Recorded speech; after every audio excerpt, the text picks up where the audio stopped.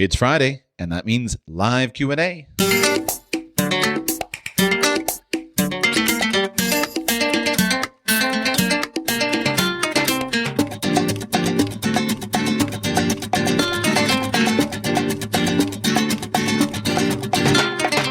Welcome to Radical Personal Finance, a show dedicated to providing you with knowledge, skills, insight, and encouragement you need to live a rich and meaningful life now while building a plan for financial freedom in 10 years or less.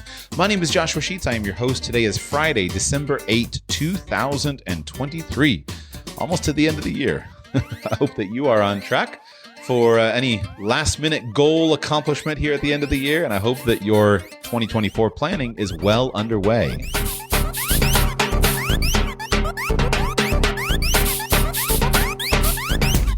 Here at Radical Personal Finance, each and every Friday in which I can arrange the appropriate recording technology, we record a live Q&A show. Works just like Call and Talk Radio. You call in, talk about anything you want, ask any questions, raise any topics, give me any feedback, argue with me. I love it. I wish some of you guys would call in and argue with me. I love a good argument. I don't get enough of it. You guys are very kind. If you would like to join me on one of these Friday Q&A shows, you can do that by becoming a patron of the show. You go to patreon.com/radicalpersonalfinance, patreon.com/radicalpersonalfinance. Sign up to support the show on Patreon, and that will gain access for you to one of these Friday Q&A shows. So I welcome your presence next week. Today we begin with Annette in North Carolina. Annette, welcome to the show. How can I serve you today? Joshua, and I appreciate you taking my call. You have worked extensively with your children on foreign language. Can you recommend 2 to 3 Spanish resources for a 10th grader? At what level is the 10th grader currently? First level. So total new beginner. New beginner. Yes. So I'll give you 3. The first thing I would begin with is by going to the website refold.io. Just a second. I'll tell you in a second. It's refold. Yeah, refold.la. Refold.la. Okay. That website is a project of a team of guys that basically have put together their most comprehensive start to like, how do you learn a language with major excellence. The only one that I remember the name of is it was started by Matt versus Japan, who achieved a very high level of Japanese, doing all Japanese all the time, and he's been very popular in those circles. He had a previous company that he did. He moved to Refold. I think he's still involved, but I'm not sure, etc. There is a comprehensive guide at refold.la that is interesting to read. It's probably the best single source of like how to learn a language completely all the way through, starting from nothing. The guys that coordinate that are focused on developing a very high level of fluency. So they're not just trying to get through a high school class. So the guide is useful. However, the resource that I'm recommending to you is the vocabulary deck that they sell for Anki. They have a vocabulary deck that is it's called the ES1K, Spanish 1000, the Espanol 1000, ES1K vocabulary deck. And what they have done is they have created a 1,000 word deck of flashcards for Spanish that takes away all of the cognates. So the obvious easy words that are the same in Spanish and English, but just pronounced similar. And they've used the highest frequency vocabulary. They've turned those into Anki flashcards for the free program Anki. And those flashcards feature the word in Spanish, the word in English, an audio reading of the word by a native speaker, as well as a sentence of the audio speaker, reader of the word, just simply reading that sentence. I think they charge, $20, something like that for it, but it is an ideal first set of flashcards to learn for the Spanish language. They have it for about a half a dozen languages. Spanish is one of the ones that they include, because really, until you get 1,000 words under your belt, one of the first things you want to just do is study and learn 1,000 words as quickly as possible. To be clear, you're only trying to recognize the word when you hear it in the foreign language. But doing flashcard word study is a really great way to get started with language acquisition, and that's the best resource that I know of. Ideally, this would go on your 10th grade student's phone or mobile device, and would allow basically micro study sessions. So what I would try to see him or her do would be to spend 10 minutes in the morning, 10 minutes at noon, 10 minutes in the evening, just doing some flashcards on Anki. And you want to be able to recognize those 1,000 words as quickly as possible. Now, concurrent with this, the second resource I would suggest is on YouTube. There is a YouTube channel, and it's also a Patreon page called Ion Academy, AYAN, Ion Academy. And if you go to Ion Academy and look for Spanish, you will find that they have a number of books available. And so they have Poco a Poco, they have Learn Spanish by the Natural Method, Poco a Poco. They have several other Spanish courses. And if you sign up for the first ones are free on YouTube.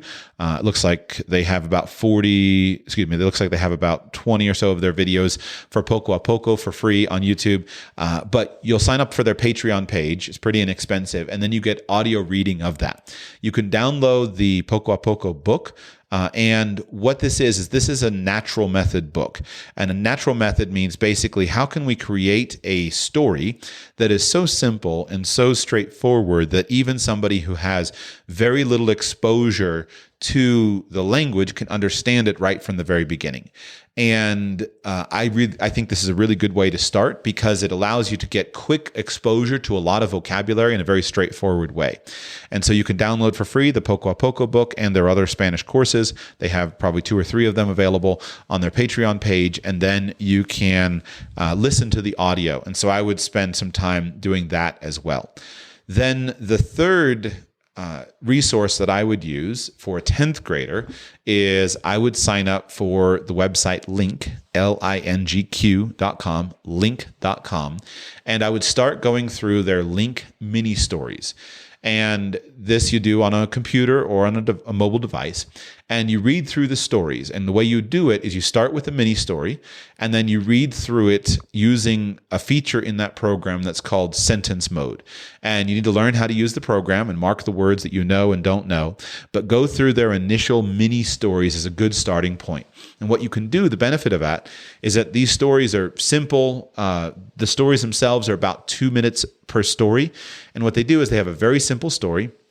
And it takes about 2 minutes. The first time it's done in first person. The first time it's done in the third person. So I think the first one is like Marcus wakes up in the morning. Marcus has a cup of coffee. Then he drives to work in his car, etc. He's a cook in a restaurant. And so it does this little 2-minute story in the third person. Then it repeats the exact same story in the first person. So my name is Marcus. I wake up in the morning at 6 o'clock. I have a cup of coffee before I go to work. I drive my car to work, etc. So it does it in the first person. And then it takes about 3 minutes of questioning about the story. And the questions are basically another form of repetition. So is Marcus a cook in a restaurant? Yes, Marcus is a cook in a restaurant. Does Marcus wake up early? Yes, Marcus wakes up at 6 o'clock in the morning.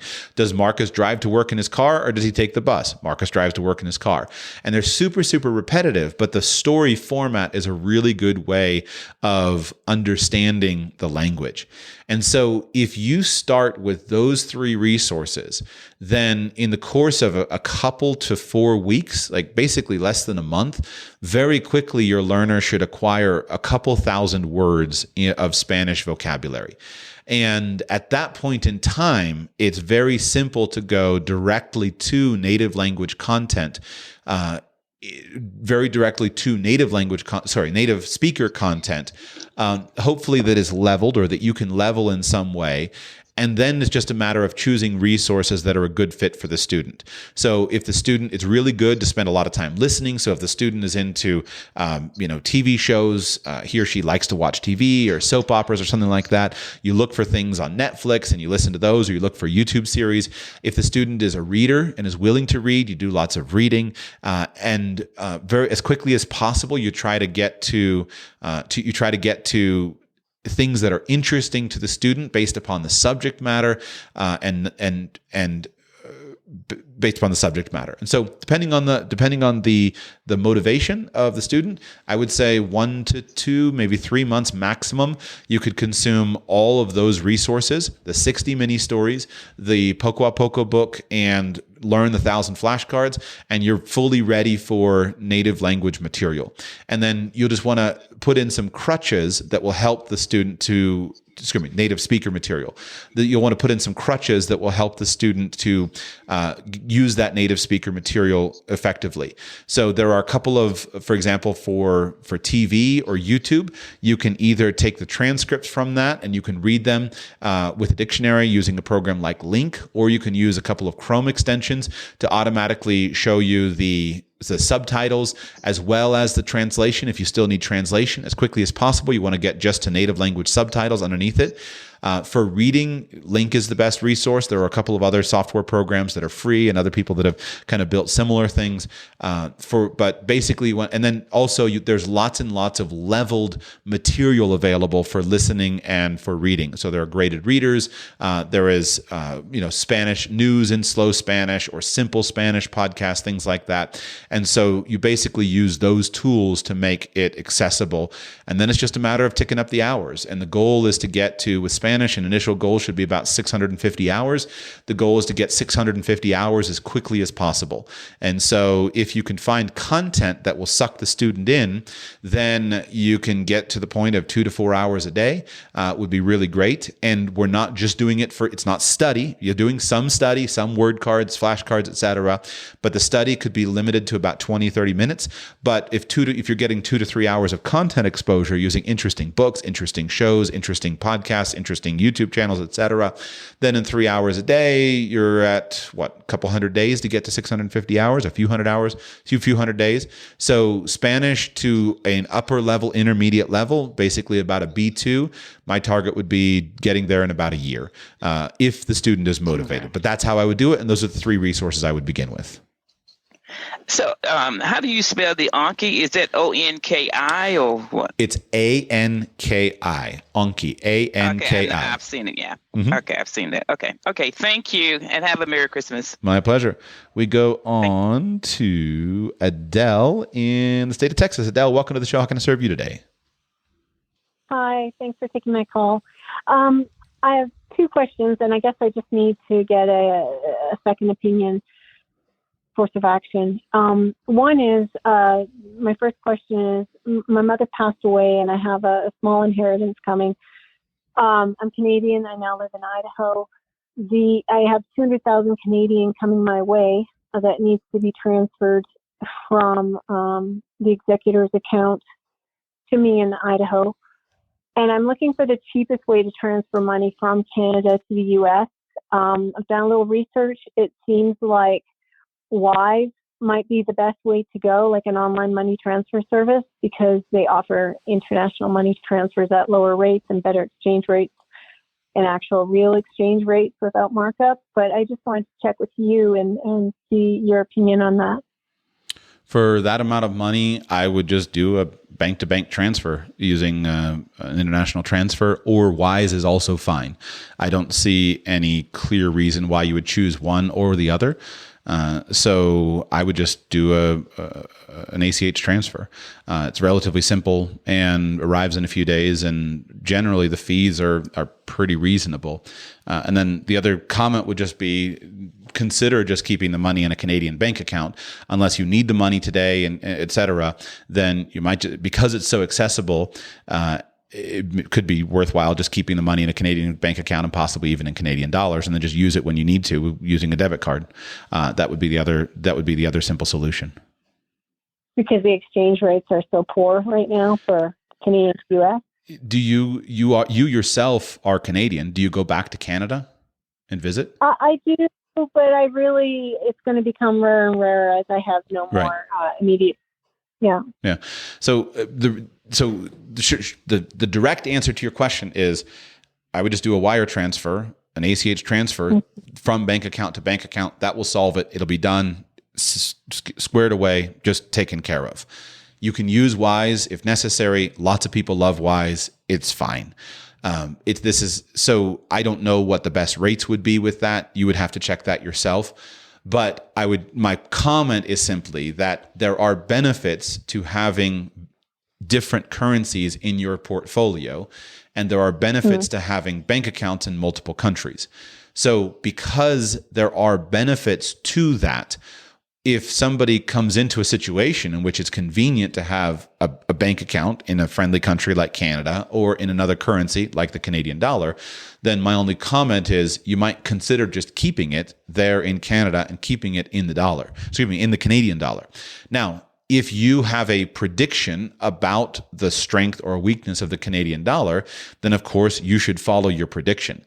But a lot of times it's useful to have some money that is in another currency, even though the exchange rates fluctuate. And since it's so easy to have a Canadian bank account, and many Canadians or many people in Idaho will go to Canada on occasion, then just keep some of it in Canadian dollars. And if or when you go to Canada, then spend from your Canadian bank account. And then if you want to spend in the United States, if you have an account that has a debit card attached to it, you just go to an ATM and you get money out, or you just spend from your Canadian account when it's convenient to do it. So it all has to do with what is your use of the money? If you needed this money today to pay off some bills or do something urgent, then of course that wouldn't be applicable. But if you're just going to take the money and stick it into a savings account in the United States, then consider just keeping some of it in Canada for the diversification benefits. Gotcha. Okay, thank you. I mean, that's a good point. And on that note, my second question is about how to use this money wisely. The first thing I want to do is pay off some high interest debt. And the second is probably just restock the war chest and have the emergency fund replenished. The next I'm thinking about doing is maybe investing in some crypto. I purchased your crypto course. And then investing in myself. I'm looking at starting a new online business. Would you have any other advice? It's not a lot of money, but I want to be smart with it. Yeah, what you're describing is the smart way to do it. So in a perfect world, with you and me behaving as perfectly rational persons rather than emotional, humans, coming into a windfall of any kind, meaning an inheritance or an extra bonus at work or winning a lottery payment or a prize of some kind, ideally we would always have an itemized list of financial goals pre-established that we've been thinking about for 6 months or a year, et cetera. And then we just go down our list of goals. So, but of course we don't do that, but that's the ideal thing. That would be the ideal thing. And the reason I point it out is that I don't think that windfalls should be treated any differently than anything else. So what I'm trying to get people to not do by making my funny little joke is not to say, oh, there's a windfall, let me go and spend it. Or, hey, here's a windfall, I have to save this in my mother's honor, or something like that. Those kinds of emotional things have their place, but ideally, the money should just be a way to move us forward on the board game of life. Okay, skip forward 15 spaces. Great. So what you described, I think, is an ideal order. So if you have high interest rate debt at the moment, then that would negate everything I said about, keep the money in Canada and stick it in a savings account. No, pay off the high interest rate debt. That's a great thing. If it comes to establishing and kind of beefing up your emergency fund, great. That's a smart move. And so definitely beef it up. You might keep, most of it, you might put most of it into the bank and then keep some of it, keep $3,000 in Canada or something like that. By the way, back to the previous question before I continue, just note that your simplest thing might just simply be to open an account at a Canadian bank and then have a Canadian dollar account and a US dollar account, and then just write your checks out of the US dollar account. So you can live in the United States, use a Canadian bank account, and just pay off your debts directly from it. And that will probably give you the best the best conversion transfer, because you're just converting at the bank itself, just moving it from your Canadian dollar account to your US dollar account. So from what you're saying, since you have a bunch of expenses here, that might be the simplest way to do it as well. Then in terms of down the list, crypto or Bitcoin specifically, or something else, that's okay if you value what it's for. But remember that, and for public record, My course is not about speculating on Bitcoin, et cetera. It's a matter of acquiring Bitcoin because you want it and want to use it for the long term. So if you have, I don't make predictions in that course or even in general about, you're going to make a fortune with Bitcoin. So just be clear that if you have other investment opportunities, you should weigh those against purchasing Bitcoin or any other investment. And then your best investment is generally going to be into yourself. That's where you get your highest rate of return. So if you know of some way to invest into yourself, then you should generally prioritize that over and above everything that relies on an external market or player, such as Bitcoin or such as mutual funds, et cetera. So I like your list, and I think that's a rational list. Okay. Thank you so much, Joshua. I appreciate it. My pleasure. We go on to Jordan in New York. Jordan, welcome to the show. How can I serve you today? Hey, thanks so much. I appreciate you taking the time. My pleasure. Okay. I don't have a super well-formed question, but it certainly goes to the area of real estate. I own 3 investment properties. I have my salary and my wife's salary combined, our active income is around 200,000, and I'm not understanding how I properly deduct expenses from my passive losses against my active income. And I think I can't do that because I make too much money, in which case I'd like to understand better where I can benefit from those passive losses down the line. Passive losses are always netted, are only deductible to the $3,000 per year against other active income. When you have passive gains and passive losses, you net your passive gains against your passive losses, and you cannot take excess losses against your active income beyond $3,000 per year. You can bank the loss. So let's say you have a $50,000 passive loss this year. You can bank and take it out $3,000 a year at a time, but you cannot net your passive losses against your active gains in any way other than the $3,000 limit. So if I'm experiencing larger passive losses, is there some planning I should do down the line to benefit from that? You can try to turn them into active losses. That's what you try to do.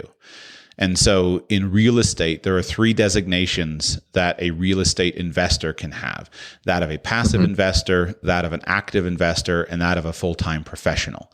And so one of the things that some real estate professionals try to do is they try to convert themselves into that full-time professional status, because in that situation, their losses now become active losses, and they can be deductible against other forms of income. There's a clear test as to what is necessary for you to become a full-time professional.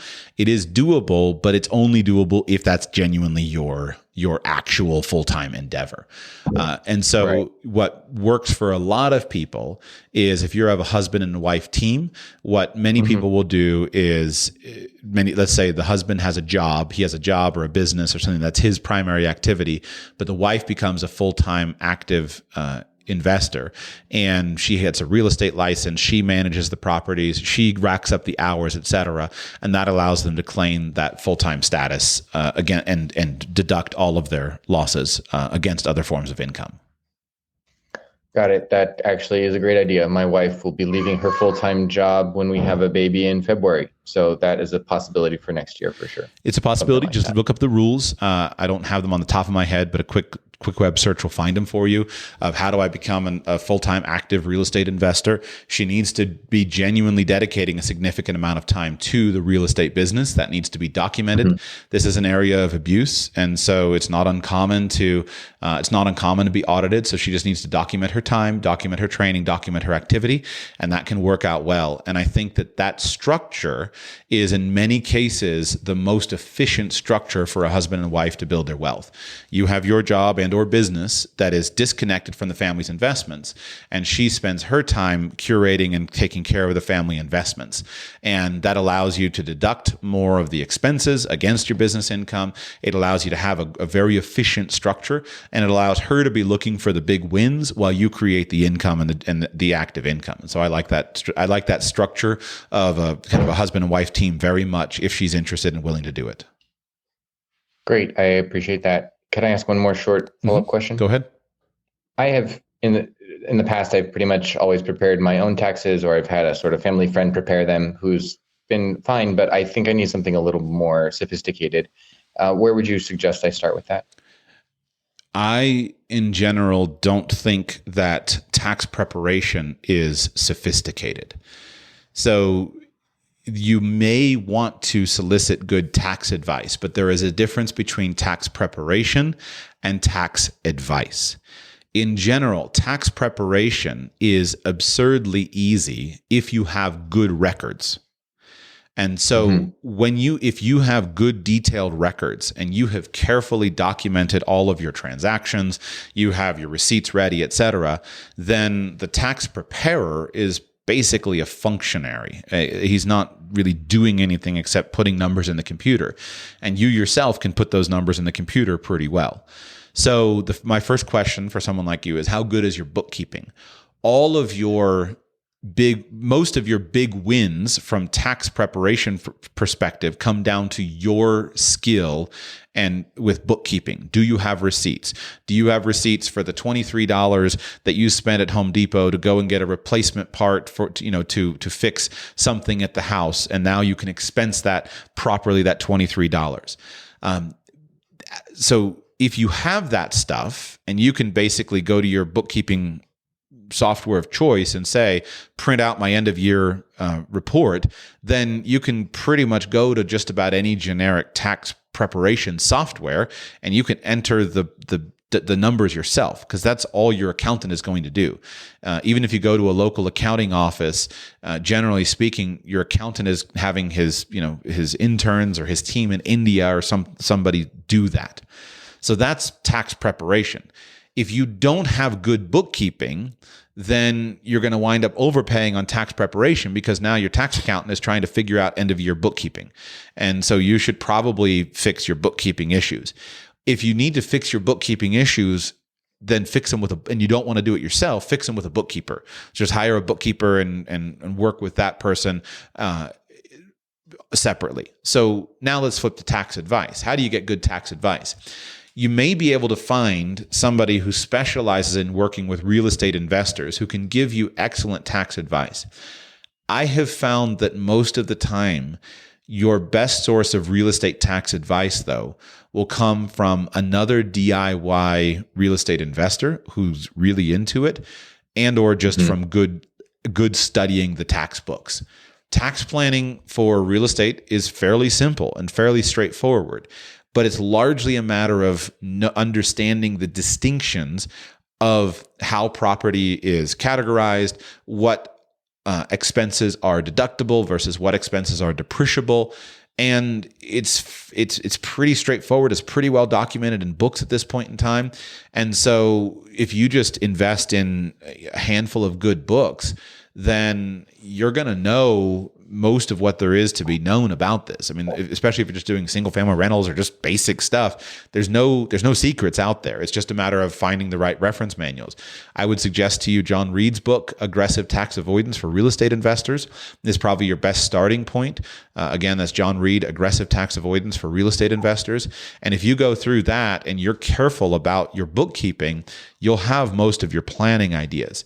And so at the level you're describing, I don't know, unless you find someone in your local investors club or someone locally who specializes in working with real estate investors, I'm not sure that you even need someone to do that.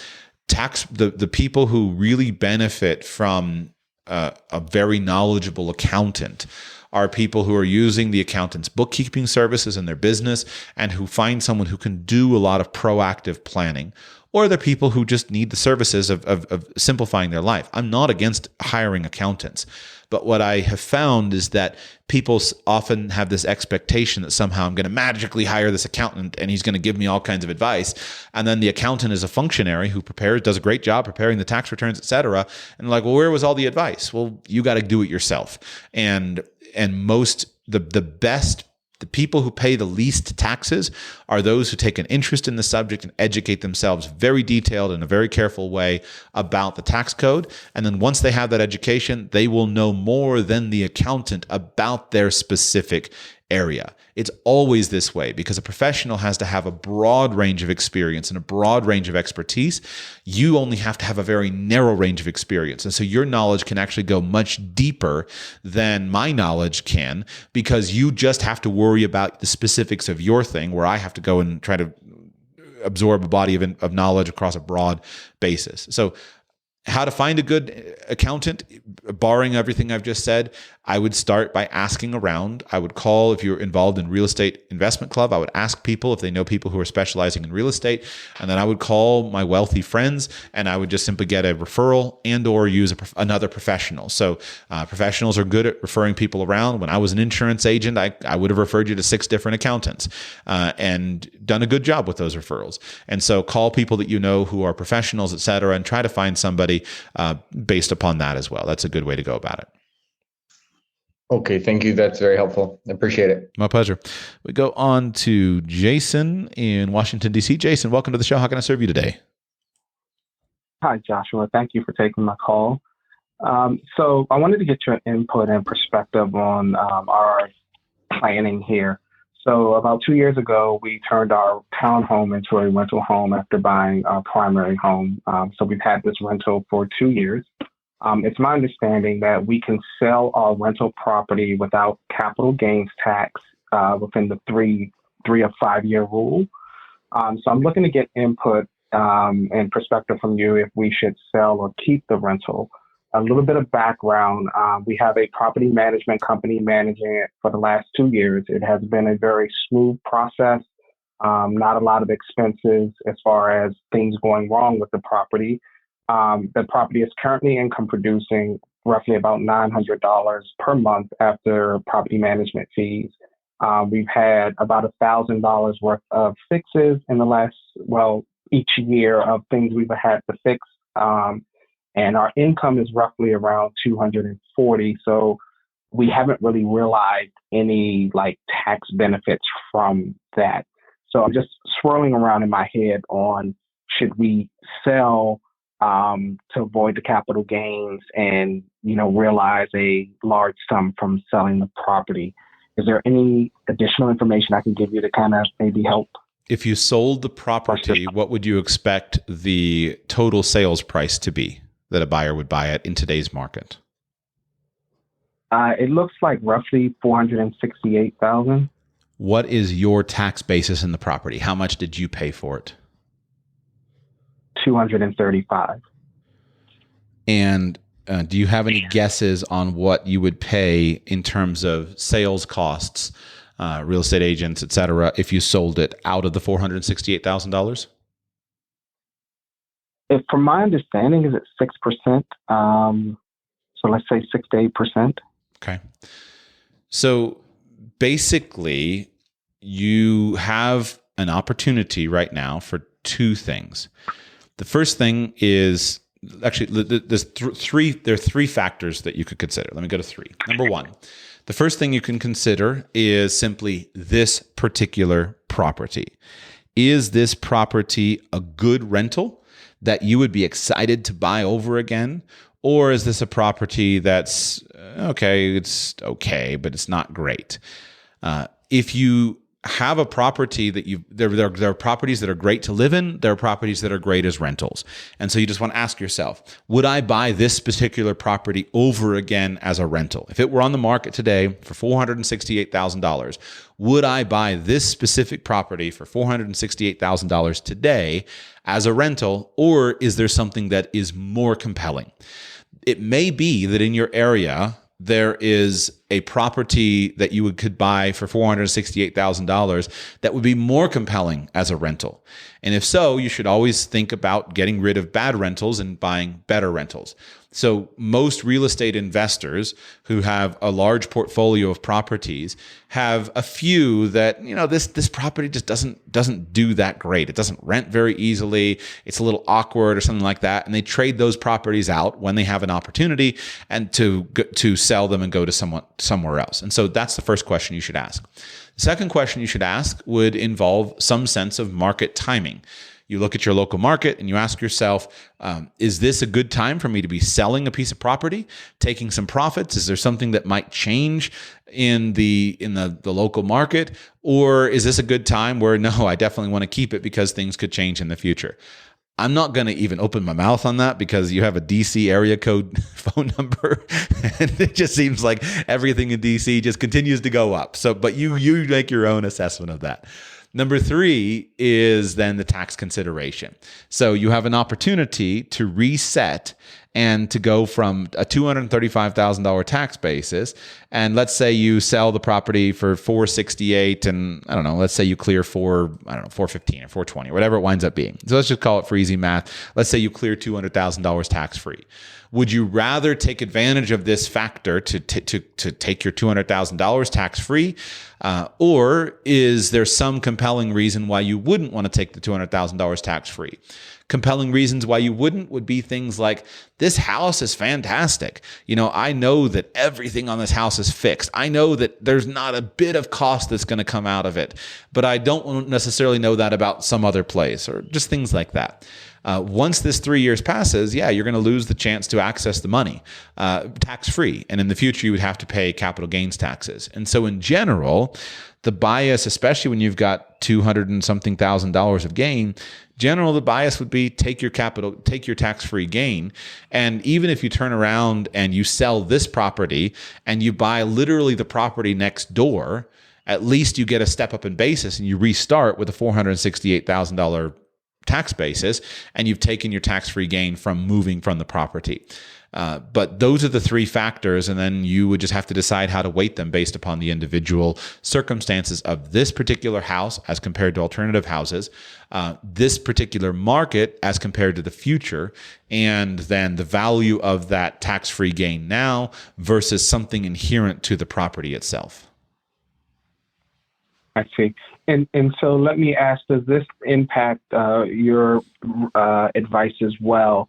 So, I mean, we're not really investors at all. We just happen to, buy a new home. Our agent said, hey, your mortgage is only $200 and you can rent for $2,800. And we're like, oh, okay, well, let's, move forward with that. So we're not heavy investors and real estate, enthusiasts in that sense. Given that information, does that impact any of the advice you've given?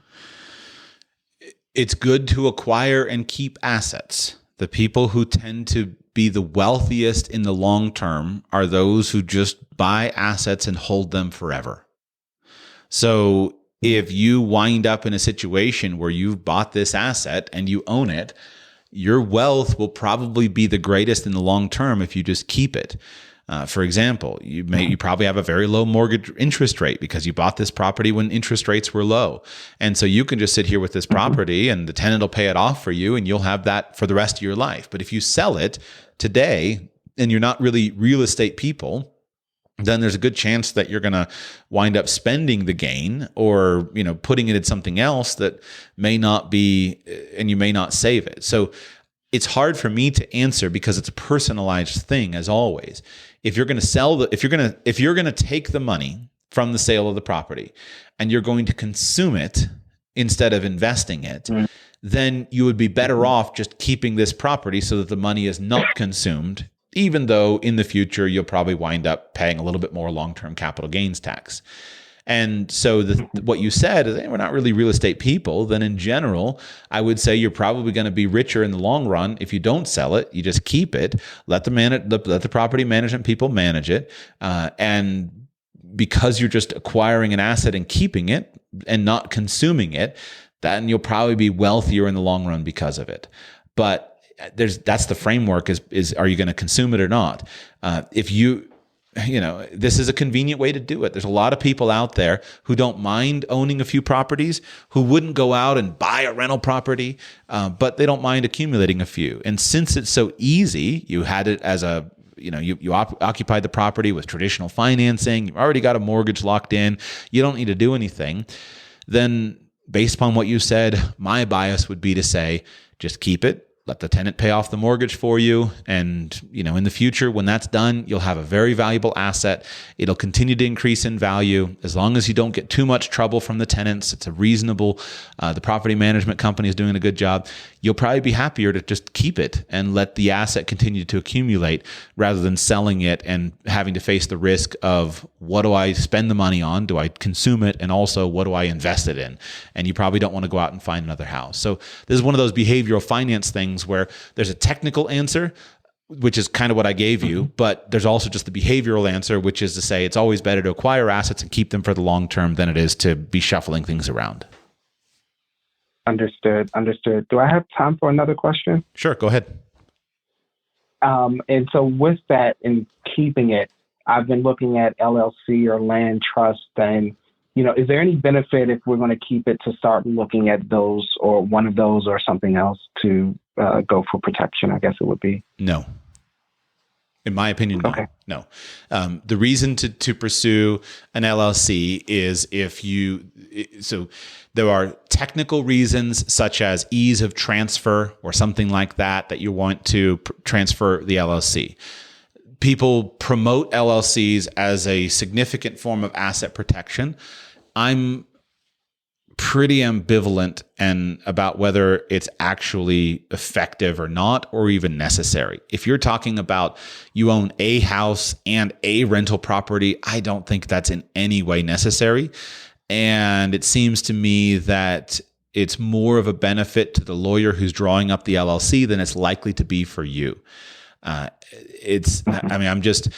love the topics of asset protection and whatnot. I'm just so deeply skeptical of so much of it that chances are, if you do, and you have to, by the way, you have to do things properly, but if you do things properly, the idea of you going out and setting up an LLC, just what's the point?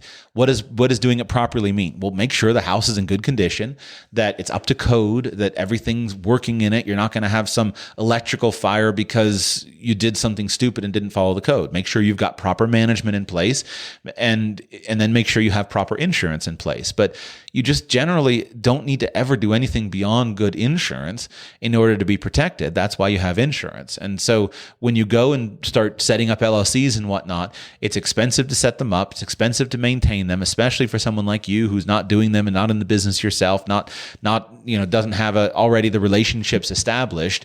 And the protection that they offer, I think, is quite modest. And if you have one, first thing that's going to happen if you get sued is the LLC is going to get sued and you're going to get sued.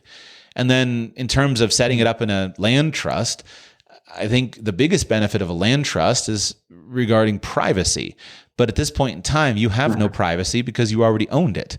And so what's the point of transferring it from a house to a trust when you were clearly on the deed as the previous owner? So no, I wouldn't bother with any of that stuff from what you're describing to me so far. Truly appreciate it, Joshua. Thank you so much. My pleasure. We go to Nevada to Blair. Blair, welcome to the show. How can I serve you today? Hey, Josh. How are you doing today? Well, sir, how are you? Doing great. Thanks for taking my call. I had maybe two quick questions if you have the time for it. First one is around kind of the idea of financial minimalism. I'm getting fatigued with modern society, how I've got multiple bank accounts now, different retirement vehicles, different custodians, different credit cards. And I think about the fact that if I were to pass today, I would hate for somebody to deal with all of this stuff. And I get nervous, obviously, about having everything consolidated under one roof or one vendor. But any approaches you've taken, I've heard you talk in the past that, when I die, I'd love to have a twin bed in my child's house and, right. Go out easy. But any thoughts on how to approach this logically? Yeah. I can't in good faith suggest extreme minimalism on something so important as banking. I can't. I have had so many bank accounts flagged just for stupid things, and I can't access my money, that the idea of having one bank account makes me just wake up in shivers. Now, I don't think that's necessarily for everyone, but I do think that having multiple banks and multiple bank accounts is really important, just for mundane things. Again, fraud alerts, travel alerts. They don't take this particular brand of card, or there's an issue in the computer glitch, and Bank of America can't process. What was the issue a couple weeks ago? They can't process deposits, things like that. I'm probably really sensitive to this due to my internationally oriented lifestyle, but I still think it's a significant ongoing thing for most people, and you got to be careful of it. If you had just imagine you had all your money in one checking account and you use a debit card somewhere, and then somebody fraudulently charges your debit card and wipes out your main account, and yes, of course, you'll eventually be able to get that money back because it was fraudulent and it's protected by the guarantees. But in the meantime, everything else in your structure falls apart. So I don't think that the goal should be to just have one bank account for most of us. And so how many is too many, right? Well, it would depend on circumstances. It's kind of silly, but my answer to that is the rule of 3. So 2 is 1, 1 is none, 3 is for me. That's what I say. 2 is 1, 1 is none, 3 is for me. I have a whole podcast on it. You can go back and find it. And then what I want to do is I want to say 2 is 1, 1 is none, 3 is for me, and I want complementary redundancy. And so what I try to do in every area is I try to choose 3 things that are complementary and that are redundant but have different features. So for banking, I would like to have one banking relationship with a large national bank, one of the big monster mega banks that has ATMs everywhere, et cetera. I would like to have one banking relationship with a small local credit union that it can be near my house or can be on the other side of the country. And then the third one, we can fill it in with a couple of things. So if I have a banking relationship with a large monster mega bank and I have a small local credit union, then the third bank that I might fill in might be a small local or regional bank on the other side of the country. I would do that so I have a little bit of privacy around that particular account if someone's doing an asset search on me or something like that. I might choose an account that has more features. So let's say we would choose an online bank account where I get a higher interest rate or easy to set up multiple accounts for my bookkeeping, things like that. I might choose a bank that gives me something like fee-free international ATM card distributions. So I might choose one of the banks that offers that and refunds all my fees. So I'm looking just for what's a feature that I don't have in my first 2 banks so that they're different. And I have a reason to have all 3 of them. That's not just to have 3. I think it's stupid. That was too stupid. I shouldn't use that word. I think it's not. Like, what's the point of having an account at Wells Fargo, Bank of America, and Chase? Unless you right. that they're all the same. It doesn't matter. Pick one and then supplement with something else. Again, supplement with the credit union. Supplement with the Charles Schwab checking account that gives you international fee-free transfers, things like that. And then, so to me, that makes sense. You judge it for yourself, but to me, that makes sense. Now, you can have a simple lifestyle set up with that. But having 3 bank accounts does not a problem create for your executor. It's 3 bank accounts, 3 accounts. Here's a notice of so-and-so's death, or I've got to do this thing with his accounts. Here's my power of attorney, et cetera. You'll probably have one primary account that you use, and then you'll set up some structure where your income will flow into this account and it'll be dispersed in a simple way. Same thing with investment accounts. So investment accounts, you want them to be as simple as possible, but not so simple that you miss out on something that's important to you. Now, just like with banks, we're going to have FDIC insurance. For investment accounts, we're going to have SIPC insurance. So there's not too much. I don't get too worried if somebody has one large investment account and everything's in one place, especially if it's with a good provider, et cetera. There is insurance, et cetera. But to have everything in one place, I mean, even though regulators and whatnot do a pretty good job of watching out for fraud and things like that, just imagine having your life savings in one institution and that institution goes belly up, somebody commits fraud, et cetera. Even if you're legally protected in the long run, to sit back and wait for a court case and wait for a a representative of the court, a trustee, to go through and release your funds and things like that from one institution, to me, that's just an unacceptable risk. And so we want to have at least 2 or 3 accounts. And so probably something like an 80-20 approach is right, that we'll have 80% of our money with our primary account. Our primary might be your 401k, or it might be someplace you keep an IRA, but let's go ahead and just keep 20% in somewhere else. And so look for 2 is 1, 1 is none, 3 is for me, and look for complementary redundancy. And so look for a platform if you're custodianing, if you're seeking a new custodian for investment accounts, look for a platform that offers you better trading services or lower fees or better transfers or a nice checking account attached, et cetera. And look for just some way to set it up that makes sense to you. That'd be my thought. Where I think simplicity is really excellent, though, and where it really matters is not the number of accounts, but rather the daily structure. And so I'm an advocate for some people of things like tracking their money, budgeting, et cetera. But I often actually tell people to stop worrying so much about it. And so, it's not uncommon for me in private consultations to talk with someone and to say, listen, let's set up some simple rules.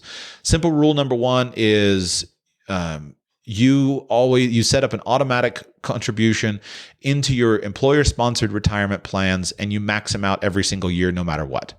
So the beauty of that is simply that if you do that, you're going to be rich. Done. Okay. Simple rule number 2 is that you put 80% of your account into a checking, your remaining check into a checking account. 20% goes to a savings account at a different bank. Simple rule number 3 is you never borrow money. If you do that, you probably don't have that many expenses. And so someone who's in a situation like that, I don't think needs to engage in complicated financial tracking, et cetera. Just pull open your checking account and see if you have money. And if you have money, spend it. If you don't have money, then don't spend it. And if you mess something up and there's a bill or something that's going to bounce, then have that savings account there where it just automatically pulls from that, and then recognize, hey, I need to stop spending money because I just had to have an overdraft protection from the savings account to pay my electricity bill or something like that. I think that works fine if you set it up in advance and if you know I'm investing, I don't borrow money, and have some simple rules. And to me, that's what a lot of us really want with regard to simplicity. It's not that it's burdensome to have too many accounts. It's rather that it's burdensome to spend hours a week trying to track every 37-cent transaction. And so let's set up some kind of simple financial system that allows you to systematically just spend money on the things that you want to spend money, and know that you're totally fine to do that because you've taken care of the important things first. No, that's great. I appreciate the philosophy on that, and really great insights. I appreciate that. Good. You had a second question? Yeah, just real quick. I know you've hit on this in the past, and I couldn't find when, but I consume way too much content. And I remember you making a comment about, if you're pressed for time or if you're prioritizing things, it's better your approach would be to listen to books versus listen to podcasts. And I wondered if you could just unpack that again real quick. Yeah, absolutely. Your thoughts. When I create a podcast, I generally am talking mostly extemporaneously off of something that has been on my mind for a while. It's not fair to say that I sit down and just hit record. That's not true at all. I spend hours and hours and hours and hours thinking about a podcast topic when I do a podcast. But generally speaking, my preparation to record a podcast is somewhere between 0 to 20 minutes of kind of jotting some notes down, something like that. I'm a skilled speaker. Most of the time I can stay on track. Most of the time I can deliver what I want to deliver. A lot of times, I'll hit record, I'll get 5 minutes in, and I'll say, I'm going to stop. I'm going to pivot and start again and do something like that. But at the end of the day, I think most podcasters, let's say you listen to an hour podcast, the podcaster is drawing on his life experience, his just thinking about subjects, generally speaking, and about an hour of preparation for an hour of content. So that's a pretty low ratio of pithiness for a podcast. And I might be underselling it because the pithiness comes from all the other stuff. For example, I just gave you a speech extemporaneously with zero preparation, but that speech about your question about financial minimalism, I think I've been thinking about that for years and years and years. And so it's unfair to say that there was no preparation for it. There was a lot of preparation for it, but in terms of my delivery of it, I didn't have the examples planned out. That's just all extemporaneous speaking of me trying to identify good, useful examples. So the pithiness of a podcast is much lower than a book or a magazine article or journal article in terms of preparation. When someone writes a book, then generally speaking, there are hundreds and hundreds and hundreds of hours spent writing the content. And the process of writing naturally distills your thoughts to the essence of the content. You edit yourself when you're writing to make sure that you're being as clear as possible. And then normally, prior to writing, minimum, you're spending hundreds of hours of focused, targeted research, and in many cases, thousands of hours of focused, targeted research. And that research is generally of a much more scholarly nature than a quick web search for an article to spark a podcaster's thinking.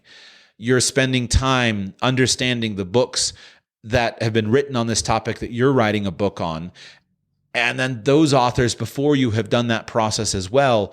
And so the research that you do preparing for a book represents thousands and thousands and thousands of man hours for, in many cases, at least decades, and most of the time centuries or perhaps even millennia.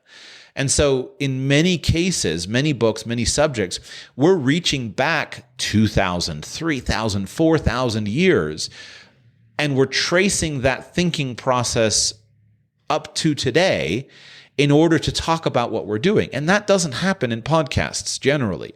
So in terms of sheer bang for the buck of pithiness and insights and carefully considered thoughts and careful research, an audiobook blows every podcast in the world out of the water. So what's the point of a podcast? Well, a podcast really shines with bringing thinking current and giving specific application. That's where podcasts are fantastic. When you write a book, because the creation and editing process is so involved, that it's always necessarily out of date. Even if the author is doing everything he can to get it done, a professionally published and recorded book is 6 months, 12 months out of date at the fastest it could possibly be done. And so when you have a podcast episode with an author, for example, what you give up in terms of clarity or pithiness of content, you gain back in terms of current cutting-edge insight into a current situation. You also gain it in terms of topic application. And so the ability to take something that doesn't fit the carefully edited nature of a book and talk about it on an ad hoc basis, that's where a podcast really shines. Because due to the intense editing process of the book that in and of itself makes it so pithy, it automatically culls out the number of topics that an author will write about to just what fits the thesis of the book and just what he can support in terms of evidence and research and good arguments, etc. But a podcast is not that way. If a guy pulls out a microphone or pulls out his phone and just shoots something, he may just have 7 minutes of content, but it's 7 minutes of interesting content. And because he feels good about the ephemeral nature of the podcast or the YouTube or whatever the current thing is, it's ephemeral content, and so he doesn't have to go and prove this out with 15 cited resources. And if all he has to say is 7 minutes, that's all he has to say. So as I see it, there's a great balance here that should be achieved. And it's not that you should only choose one or the other, but that you should be thoughtful about why you're consuming the content and then making sure that you're consuming content that's feeding you. I don't think 80% of our listening should be YouTube or podcasts. I think Maybe it's not 80% books, but I think at least 50% should be books, because the medium creates the message. And the kind of person who consumes books is going to be forced, like it or not, to be a deeper, more thoughtful person, someone who thinks more critically, who thinks on a deeper level, and who has a wider degree of exposure than someone who listens to podcasts or YouTube. But if the person only consumes books, they may be missing out on the group conversation and also on the current application of it. I guess that would be the other common thing I should have pointed out with regards to a podcast. Writing is hard. Writing is really hard, and good writing is really hard. Publishing is really hard.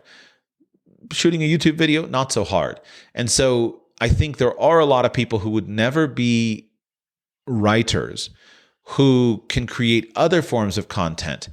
And because they're creating something useful in that format, but because they're good thinkers, then we should go and pursue them for their thinking ability. And they're the kinds of people who don't write the books.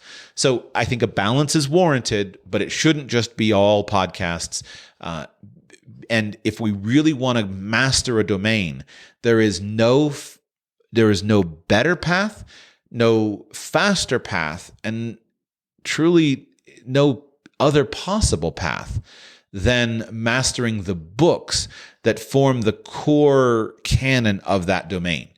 And then once those books are mastered, we can put on the beautiful frosting of current exposure with all of the other stuff. But without the books, it's very hard to be a deep and skilled thinker in a topic just from listening to YouTube or podcasts.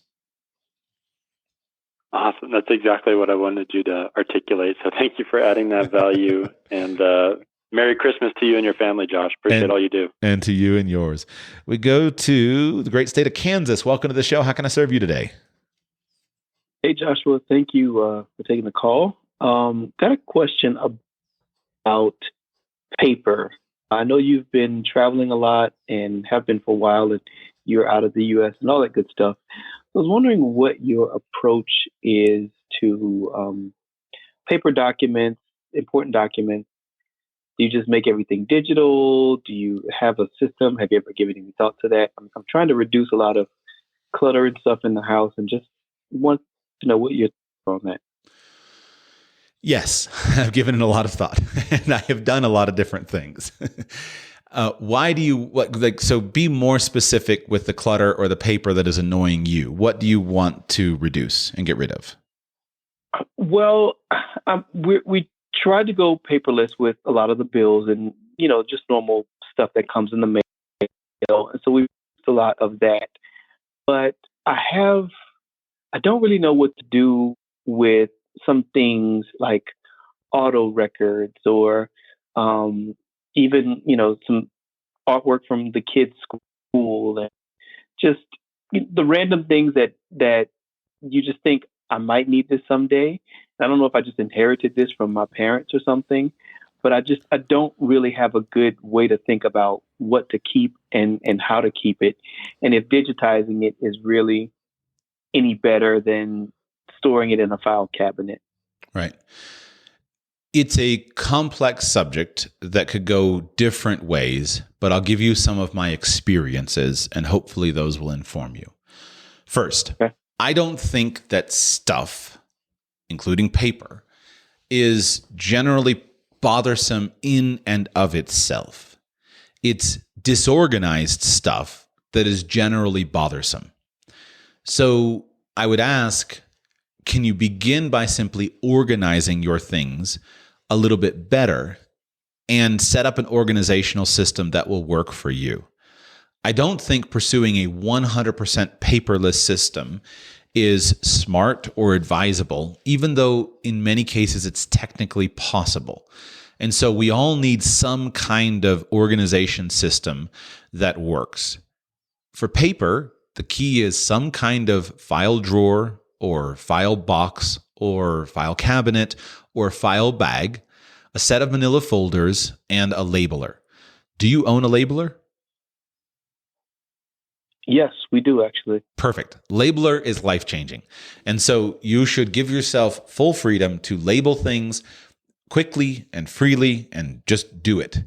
And having your paper organized is going to be the first step. So even if you were to digitize it, you first need to organize it. So the organization system is file folders and a file cabinet or file box, etc. And it's pretty easy to do that, and worth doing.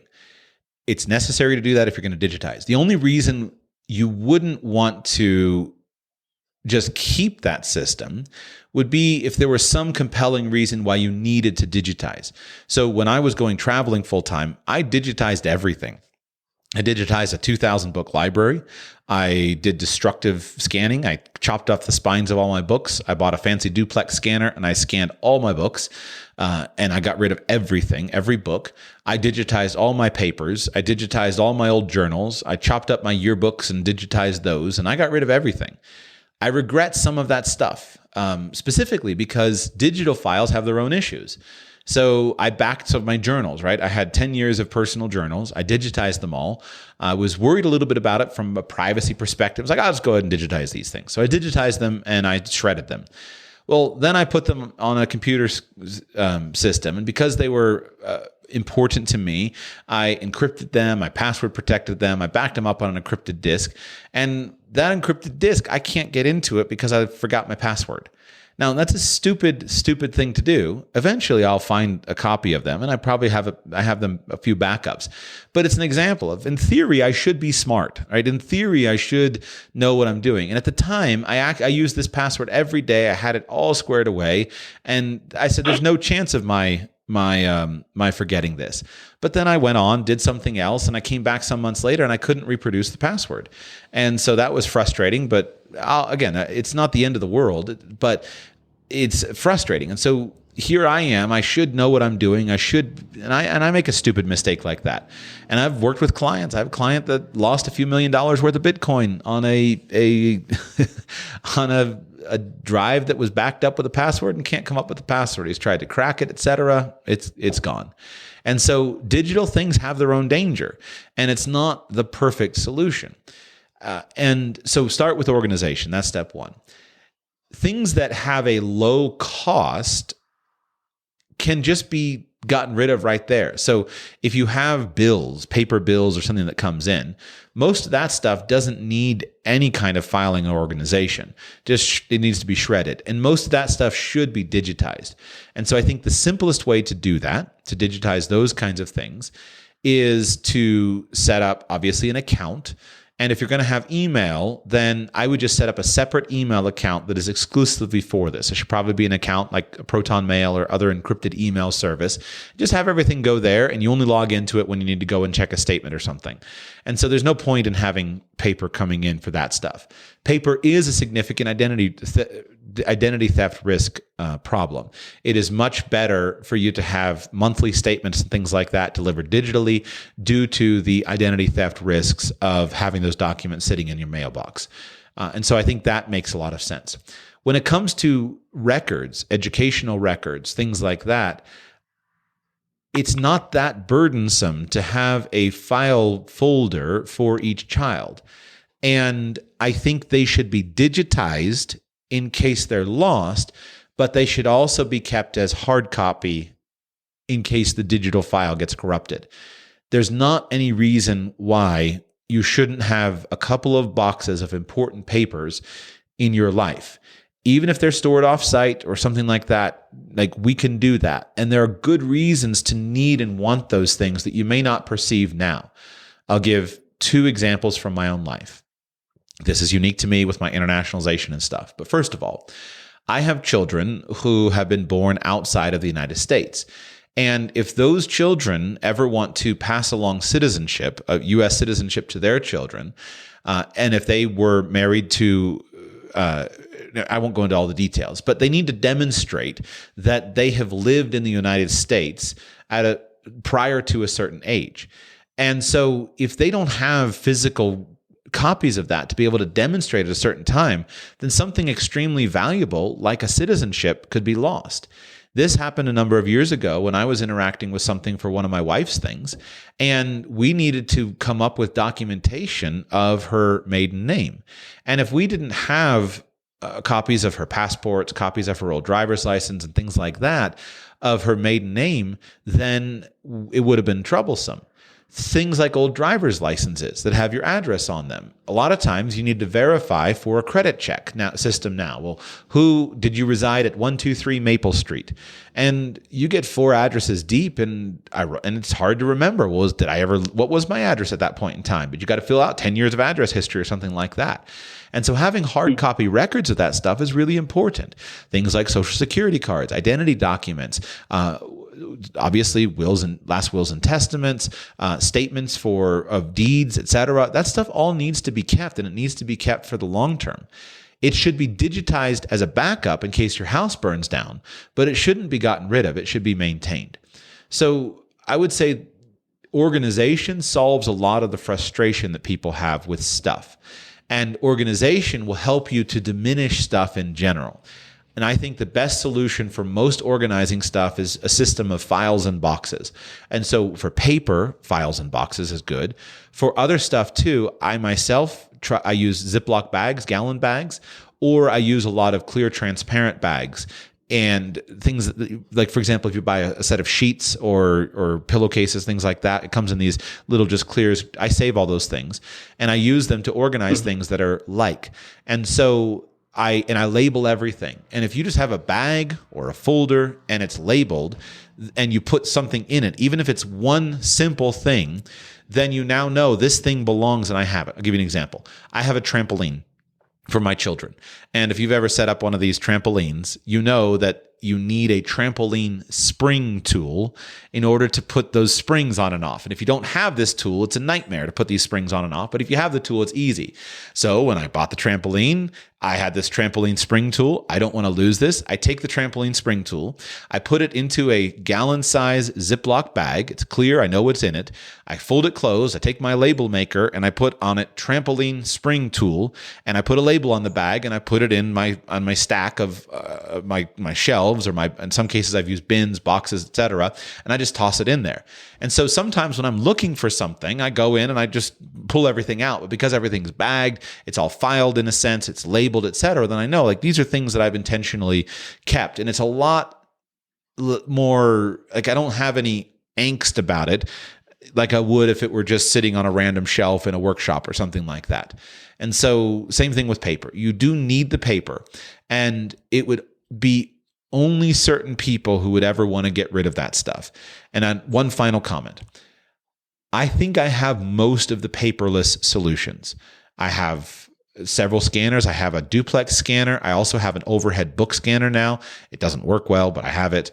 I have all the devices. I have all the files, swapping around. I have it pretty well synchronized, etc. I think we overestimate the value and the pleasure of using those things. And so simple things like books. I regret digitizing my entire library. I did a podcast episode on it. I regret digitizing my entire library. I wish I had taken about a third of those books and just put them in storage because I've had to go back and buy some of them again because I want the hard copy. With my children and their education, I buy all of their books, even though a lot of times they're totally free on Kindle and I can just put them on their e-reader, on their Kindle device. But our brains work better with placement. And for things that are actually important, especially learning things, the sense of location, our brains are designed to locate objects. And so having a location on a page or a location in a book, a physical, tangible book, is a really important and powerful learning tool when compared to having everything digital. You cannot remember things as effectively when they're presented to you digitally as when they are physical. And then even the best systems have trouble. I have been trying for 3 years to find a book in my library, in my electronic library.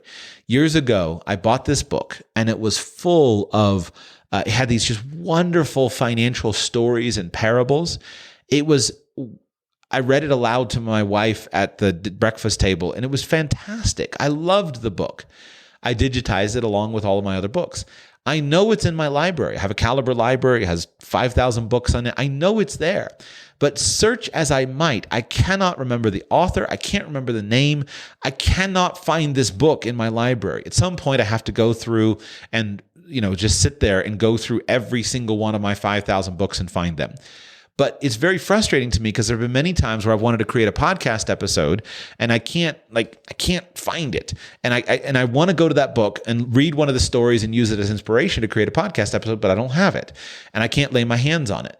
And so there's real value in having physical objects, physical books, etc. There's also real value in having digital stuff. A lot of times when I'm creating a podcast, the fact that I can go to my computer and I can pull up any paper, any book, etc., and I remember where most of the stuff is in and of itself very valuable. So I'm going to stop there, and I'm just going to say that going digital is useful, but don't go too digital. If you go digital, keep the important hard copy stuff and create a filing system that makes that work, because there's a decent chance that 50 years from now, some of that stuff will be needed. And physical objects are much more permanent for your child to demonstrate his American ancestry or something like that when he's off living in France so that his kid can get U.S. citizenship. Like that stuff, those important physical things are much more important than, we've got all that sitting on this device over here.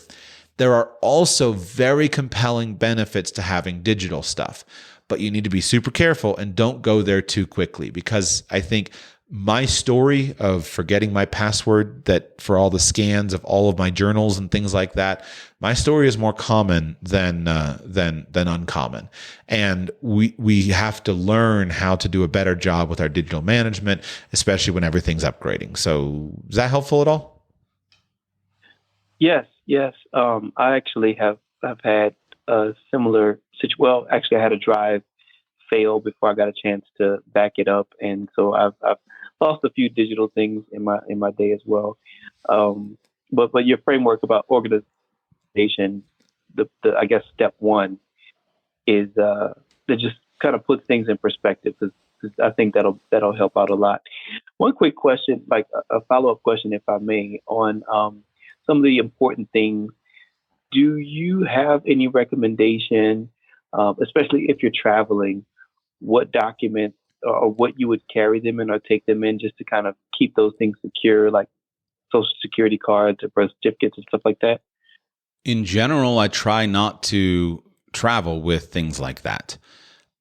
So something like Social Security card specifically, there's zero reason why you would ever need a Social Security card abroad.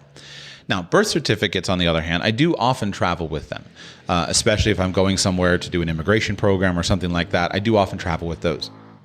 I use, specifically, a bag that's made by Eagle Creek, is the manufacturer. Eagle Creek makes a lot of bags and travel products. They have is it Eagle Creek Packet? I'll give you the specific. I think it's called Eagle Creek Packet folder, and they have 3 sizes. And the nice thing about them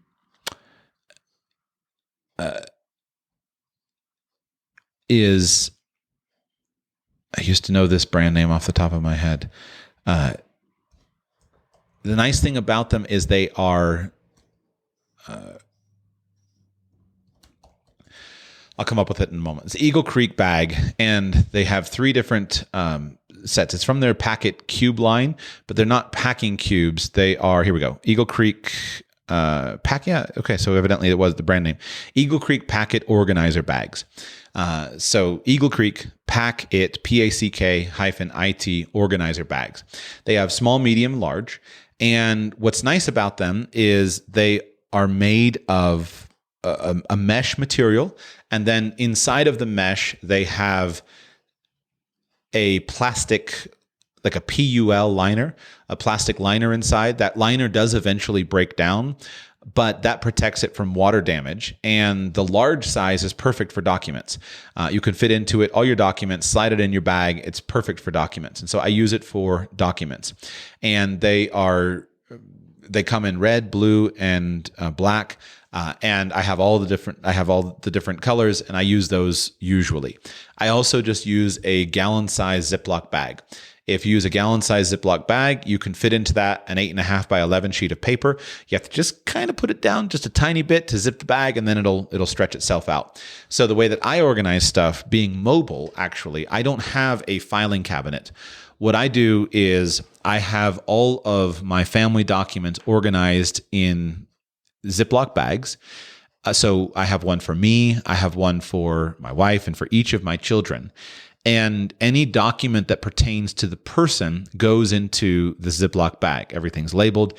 And then I put all of those Ziploc bags inside one of these Eagle Creek packet bags, the large size. And it's bright red, and it's in with my safe. And so if I need to leave the house, that's what I'm grabbing. It's red, it's ready to go. And if there's a fire or I have to evacuate or something like that, that's the bag that I take. And it has everything ready to go, and it's all organized. It has my dog's vaccine records. It has all the Social Security cards for the children. It has anything that is document related, so that if I had to go and leave in the middle of the night, I have the bag of records and I grab that and go. And so that's what I do, is I use those Eagle Creek bags and Ziploc bags as the primary organization method. And I really like that because file cabinets have their place, but the scenario that I'm describing is in some cases more likely than needing it in another case. And so I want to be able to grab a bag and have and in that bag, and I'm a prepper, so, and I'm also like this international prepper. So I have basically like 7 copies of each of my family's birth certificates. 3 of them are apostilled, 4 of them are not. I've got notarized copies of my marriage records. I've got, everything there ready to go because of my international experience where I was found wanting. I've got fingerprint cards done for my wife and me, ready to go. And then I also keep a whole backup set of that stuff in another country. And so if my house did burn down, then I would call someone else. So back to your traveling question. That's what I use to carry the stuff. But in general, you don't want to carry too much of the stuff because paper is simultaneously a benefit and also a downside. And so what I have is I have a password system. All of my documents, all my credit cards, my driver's licenses, my passports, everything like that, all of that stuff I have digitized and then backed up in an encrypted system with a password so that even if everything is stolen from me, like if my phone is stolen, my bag is stolen, my passport is stolen, etc., all I need is access to a computer. It can be anyone's computer. It can be anyone's computer. It can be a internet cafe, et cetera, public computer.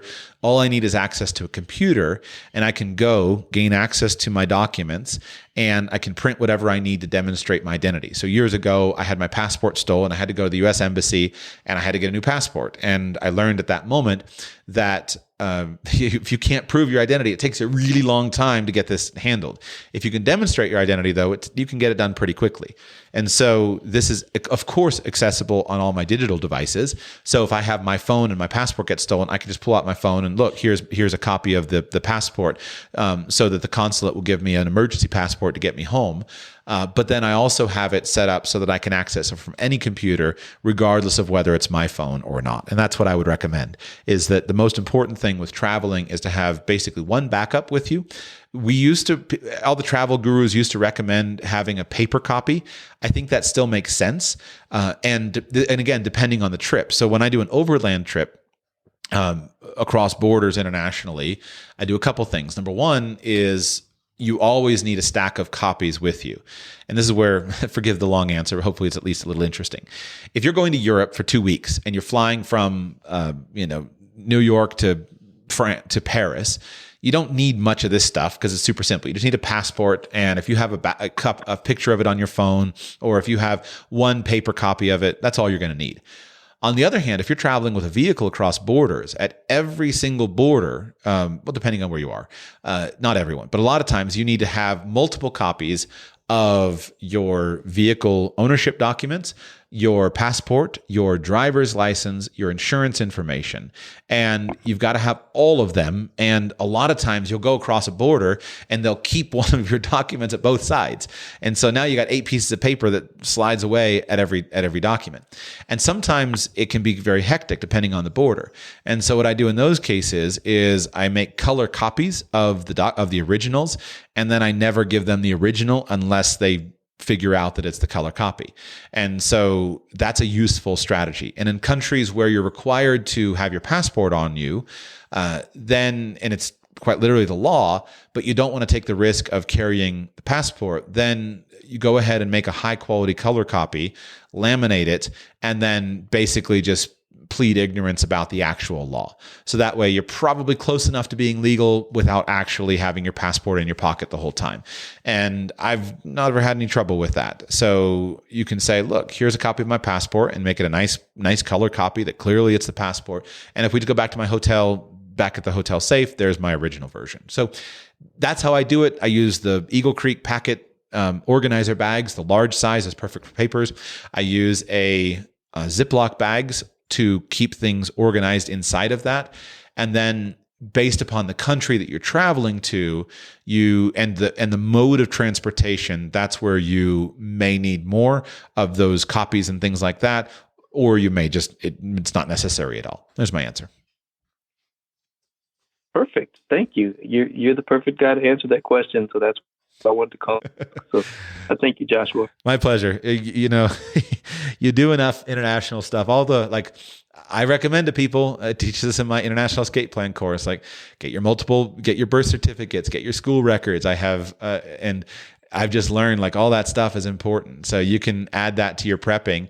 I have a sealed copy of college transcripts, high school transcripts, like everything is done away because I have needed it and not had it. And so I resolved, I better make sure that I have this next time.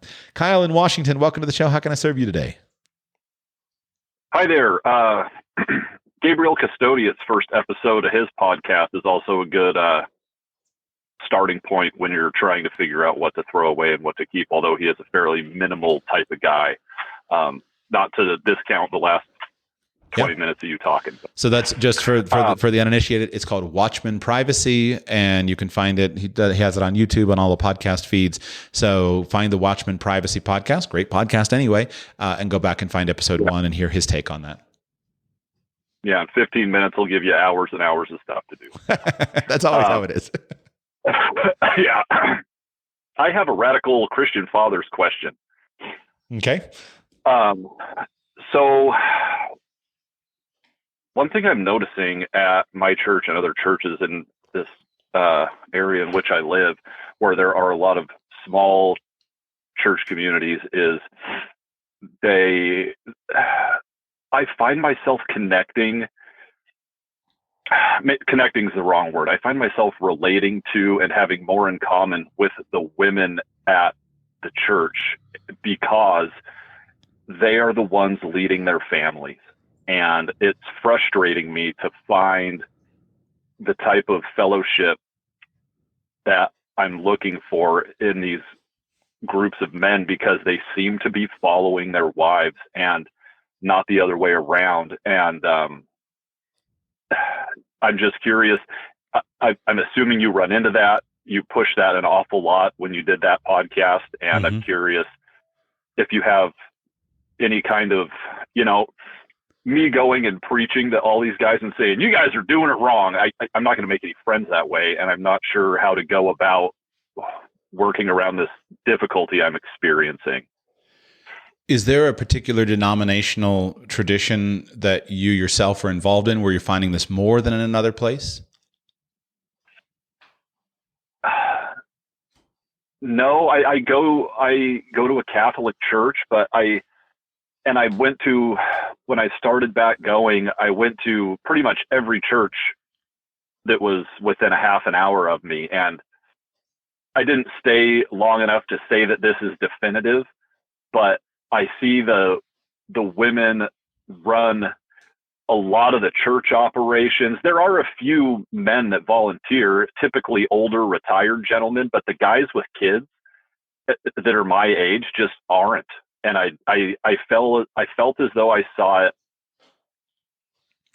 as a general rule. Don't get me wrong, there are exceptions, just like I'm the exception in my mind, but I'm not seeing it any different if I go to, a non-denominational church or however you want it to be called versus the one that I'm currently a member in.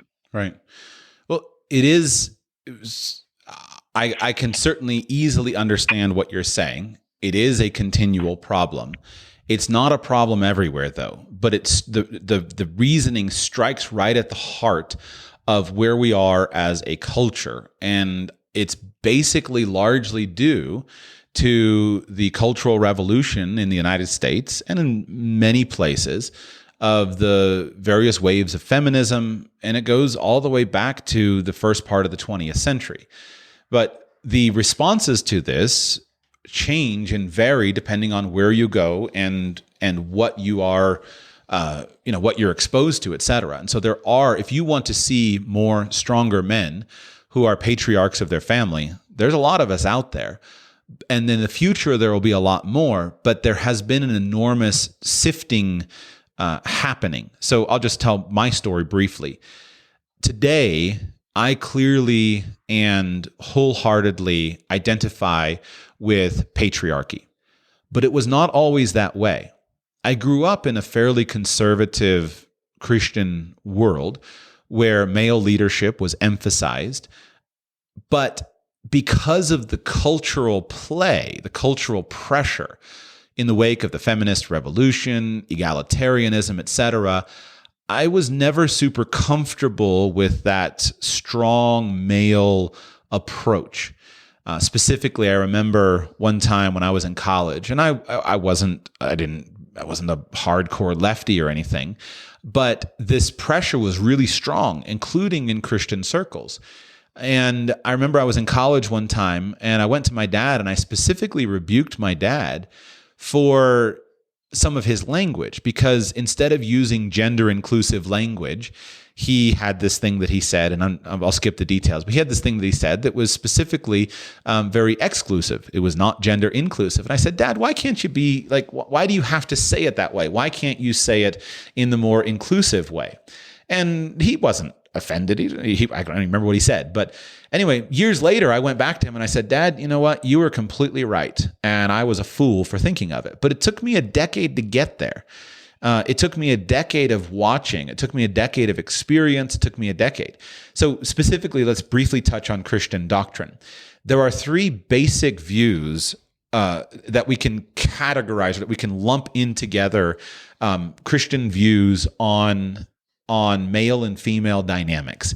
And these, I think, would include, I think this would be a proper categorization that would include the vast majority. And you'll find many Christians in each of these three categories. So the first category is egalitarianism.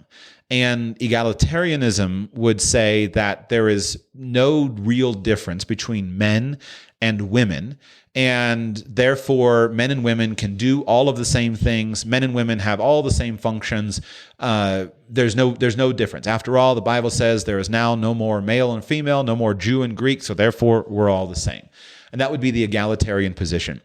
This would be very common in many specific Christian traditions.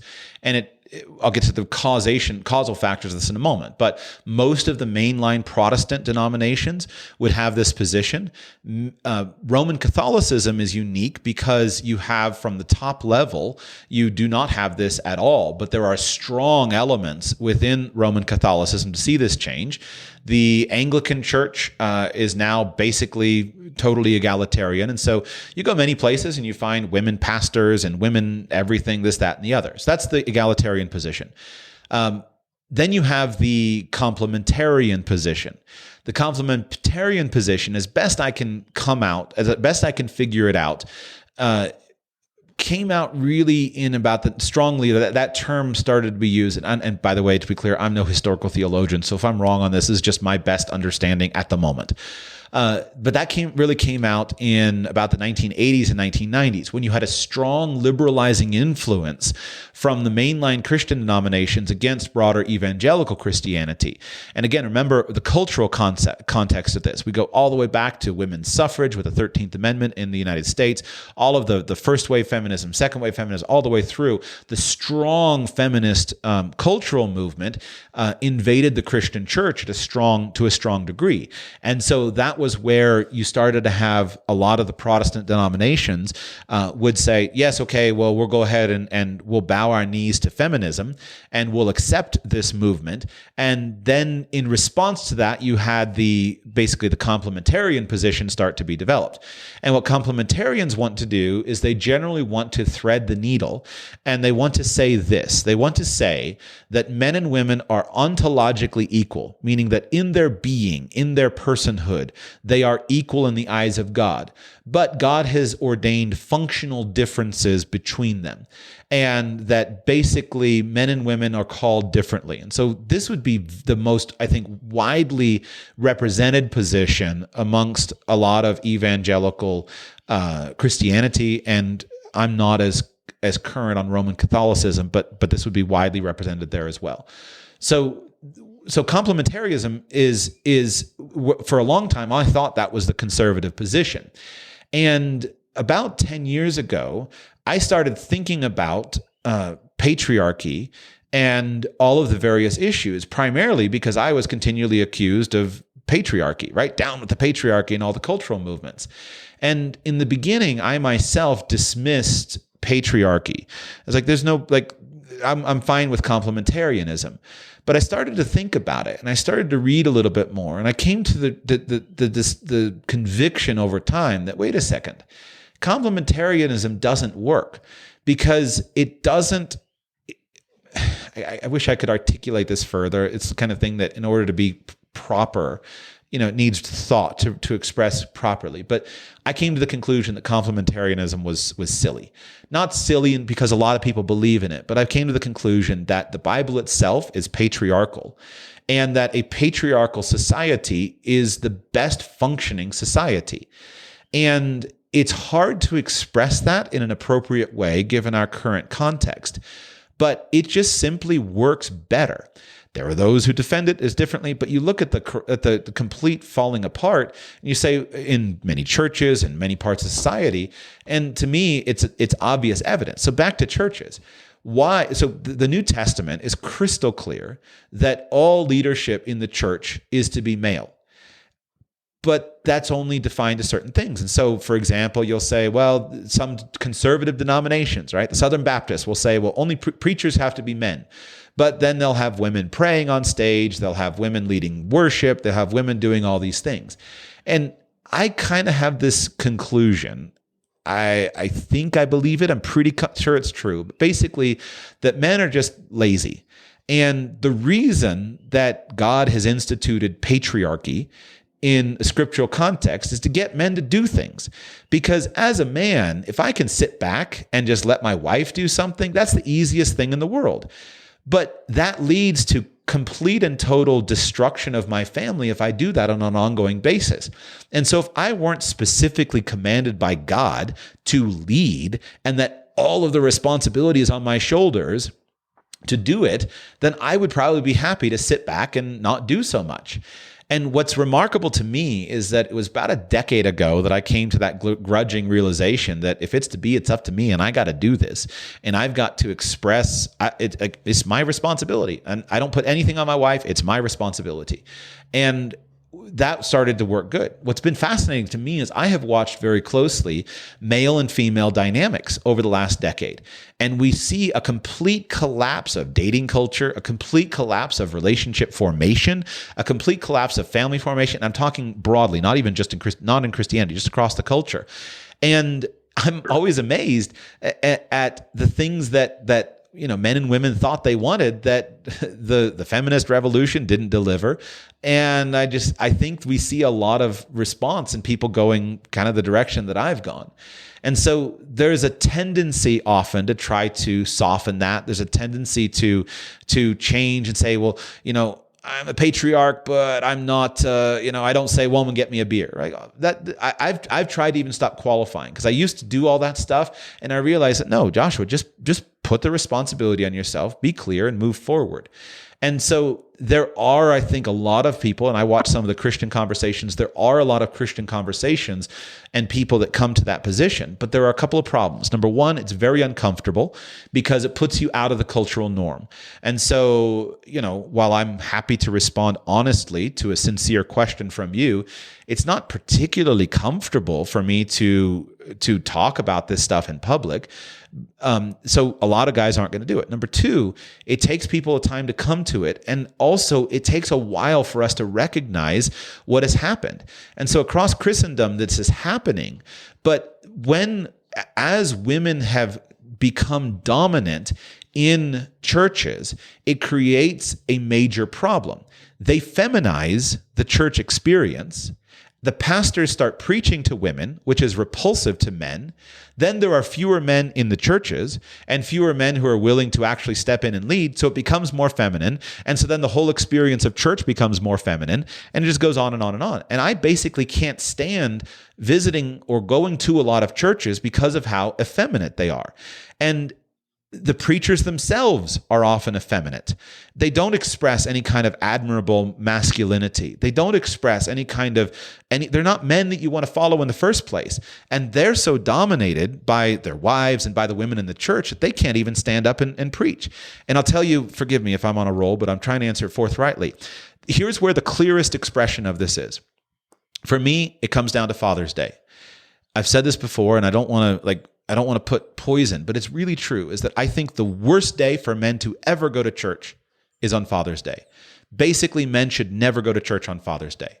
If you compare in most churches, and again, I'm not super involved in Roman Catholicism, I don't know what they preach about there, but in evangelical churches, if you go to church on Mother's Day, you will hear the most uplifting sermon about how wonderful our mothers are, and our mothers are wonderful, and we honor them, and they sacrifice for us, etc. And they're just so wonderful, and we appreciate them, and God has told us to honor our mothers. And preacher goes on and on and on and on about how great women are, etc.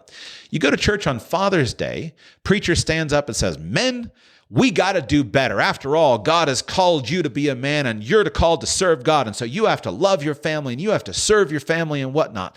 And he goes on for 60 minutes haranguing the men for not being good enough.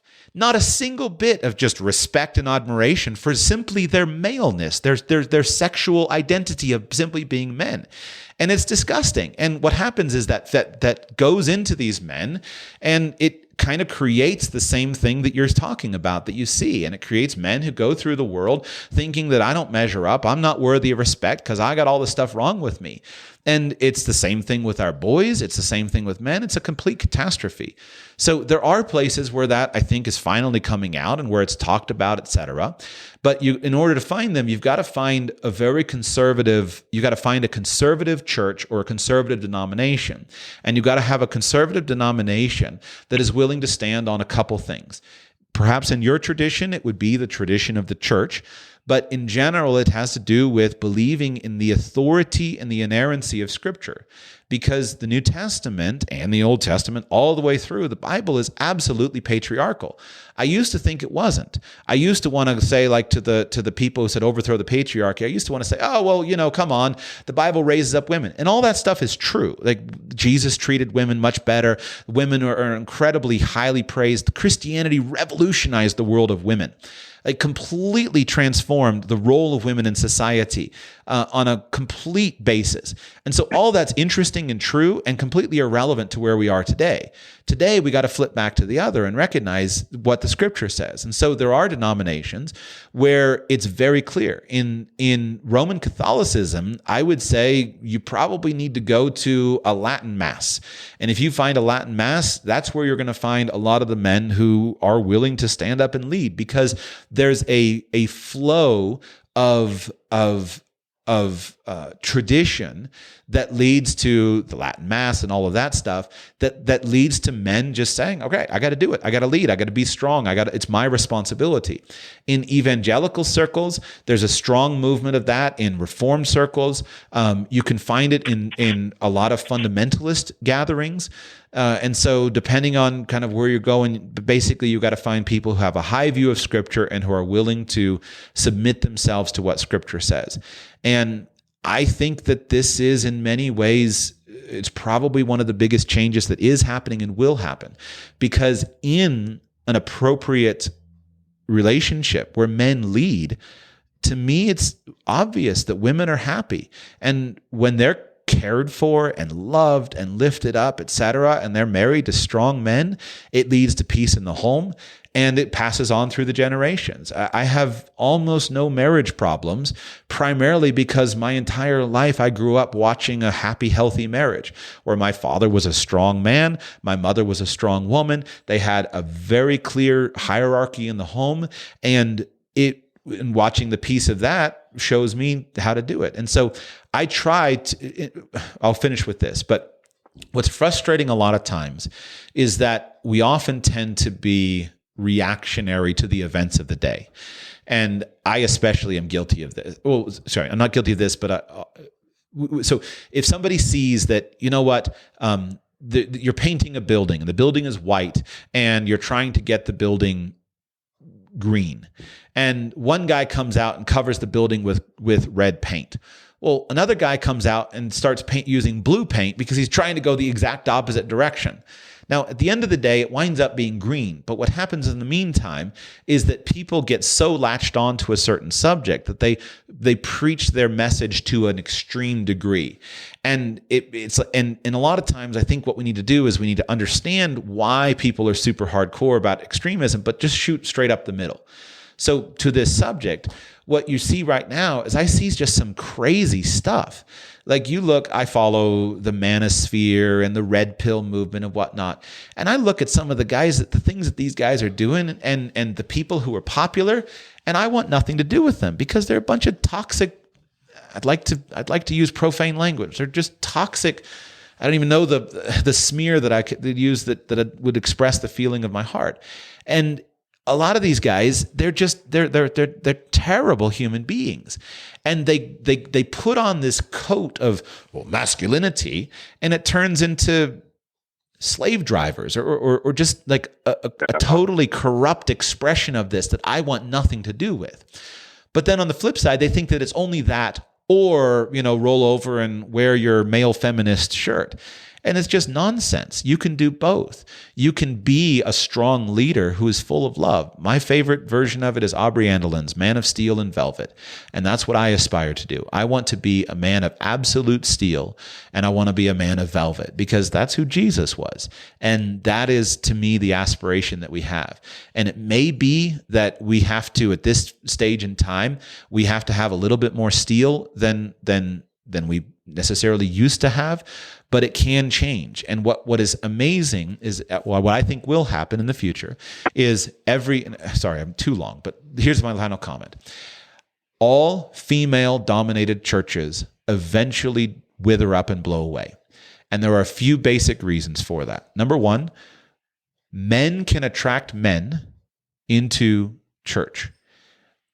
Male-dominated churches can attract women. Female-dominated churches do not attract men. They repulse men. And so I have found that a lot of the strongest men don't even bother to go to church. They go other places. They still have their beliefs, but they're forming other communities because the churches themselves are just repulsive. And it's everything. And it's people that they don't even realize. It's effeminate music. It's effeminate pastors. It's pastors unwilling to tackle hard subjects, etc. Also, female-dominated churches often tend to collapse because they don't execute church discipline.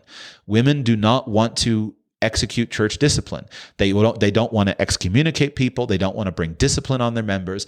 And then because of that, everything gets accepted. And when everything gets accepted, we stand for nothing, and the whole thing collapses. And so basically in the fullness of and then what happens that gets worse is you attract more women, it becomes more and more feminized, you have fewer men, and basically the pastor is preaching to a congregation of 70% women, women who come without their husbands, single women, etc. There's 30% men, but the 30% men themselves are not very masculine and strong, and eventually the thing falls apart. Problem is, it takes decades and centuries for that to happen. But you've seen that happen clearly in evangelical Christianity in the United States with the absolute collapse of mainline Protestant denominations. So it can go the other way, though, is that when men get clear and they start to express themselves in a masculine way and they start to talk about masculine things, it changes everything. And it's attractive to men. And when it's attractive to men, it's attractive to women, those churches grow. And I could point to various denominations, I could point to various churches where you see that happening across the United States. And it's actually influencing a lot of the public debates, et cetera. But it leads to even things like, I mean, again, have you ever been, I'll stop with this, but have you gone to a Latin Mass in the Roman Catholic tradition? No, not for a long time. You should go to a Latin Mass and compare it to the vernacular Mass that you may attend. And what I would bet you, here's a cold drink on my tab the next time we see you. You go to the Latin Mass, you'll see families that are about 3 times more common and much bigger. You'll see a lot more men. You'll see a lot more people who are serious about their faith, etc. It's just obvious from just watching them walk in. And what you will see is you'll see what you're looking for if you go to there. And again, there are evangelical denominations, the same thing. But you're right that it is a significant thing that's happening across the culture, and it is affecting Christianity in a strong way. And so there are plenty of guys out there who are recognizing their responsibility, who are stepping up, and who are changing things. It's affecting the women too. The women feel the same way. A woman I was speaking with last time, she was poo-pooing the softness of Vatican II and all the right. All the easiness that got implemented when that came through the church, and how she wanted it to be, where's the fasting? Where's the penance? Where's this all going? And where's the softness coming from? And we were talking about attending, it's a good suggestion, an Eastern church service for that same reason, where you're standing the whole time. And, anyhow, I knew I'd get you going. I appreciate it. And it gives me a good place to start. And I intend to have these difficult conversations with the men around here. And I'm not the only guy that wants to have that conversation and that wants to put that group together. And so I think, like you say, keep looking. One more, just like little data point. When I was growing up, I had zero exposure to Eastern Orthodoxy. Zero. If somebody had asked me what it was, I didn't have a clue. I knew what evangelicals or Protestants were. I knew Roman Catholics. I had friends who were both. I didn't know anybody who was Eastern Orthodox. Over the last 5 years, I see nothing but Eastern Orthodox stuff. And I think this is a big reason, because finding liberal traditions within Orthodoxy is very much harder to find than it is in Roman Catholicism or in Protestantism. And the people that I watch who are attracted to Eastern Orthodoxy are generally strong, masculine guys who just recognize how toxic so much of the rest of it is. And so to your point, it's that there's something interesting. I ran into a Orthodox priest in an airport recently, and I was talking to him, and there's something about it where their tradition is attracting people for this specific reason. And I think what people are finding is that their doctrinal convictions in many cases are quite fluid, and they're more visceral than they are intellectual. And so it's interesting for theologians to sit around and argue about our distinctions and our doctrinal understandings among branches of Christianity and all of our denominations. But at the end of the day, Most people don't have the patience for that, and they go where they feel something. And I mean that on a visceral level. Does this outfit have a future, as Gary North used to say? Like, are we going somewhere?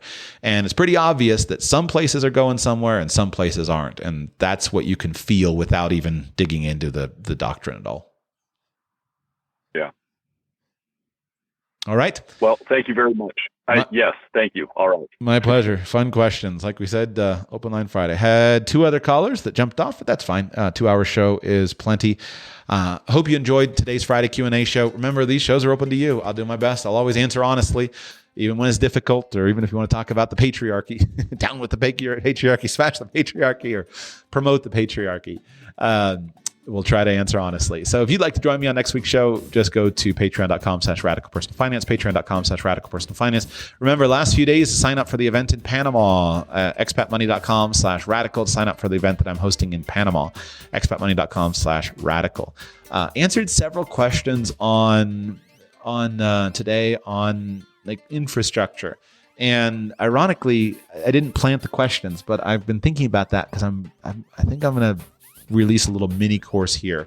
Part of it basically just like resetting your financial infrastructure. So today's show motivates me to get that done here more quickly. And I think if this was useful for you, any of these like infrastructure questions, and keep your ears open for that course that hopefully will come out soon.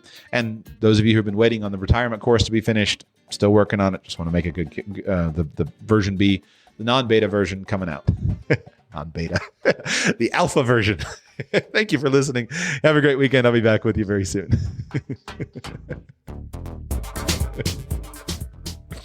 The alpha man's guide to retirement.